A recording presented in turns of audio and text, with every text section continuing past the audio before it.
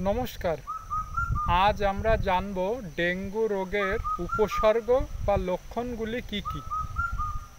কিভাবে আমরা বুঝতে পারবো যে ব্যক্তি ডেঙ্গু রোগে আক্রান্ত হয়েছে।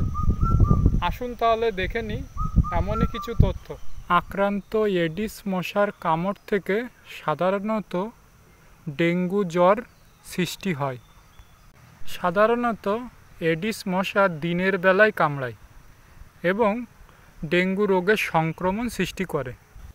ডেঙ্গু জ্বরের অন্যতম লক্ষণগুলির মধ্যে একটি হলো কাঁপুনি দিয়ে জ্বর আসা এবং তার সাথে বমি বমি ভাব এবং শরীরের বিভিন্ন অংশে জয়েন্টে বা গাঁটে গাঁটে ব্যথা অনুভব করা।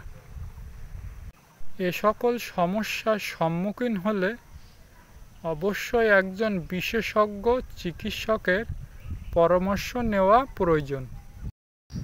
যদি ডেঙ্গু হয় তবে চিকিৎসকের পরামর্শ মেনে বাড়িতেই এর চিকিৎসা সম্ভব।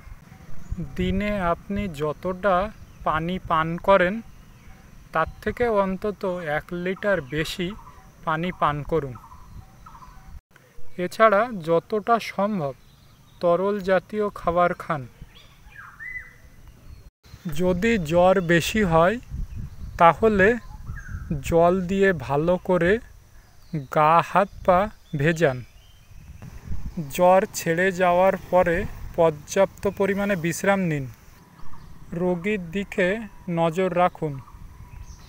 যদি এমন সব লক্ষণ দেখতে পান তাহলে অবশ্যই রোগীকে হসপিটালে নিয়ে যান। রোগী খুব দুর্বল এবং দাঁড়াতে পারছে না। এছাড়া যদি শ্বাসকষ্টজনিত সমস্যা থাকে এবং বমি বমি ভাব পায় তাহলে একজন বিশেষজ্ঞ চিকিৎসকের পরামর্শ নিন। এছাড়া নিকটবর্তী হসপিটালে নিয়ে যান।